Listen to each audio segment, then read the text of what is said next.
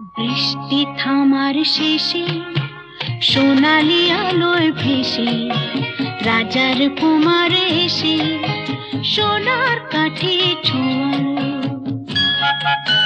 ও, বৃষ্টি থামার শেষে সোনালি আলোয় ভেসে রাজার কুমার এসে সোনার কাঠে ছোঁয়ালো।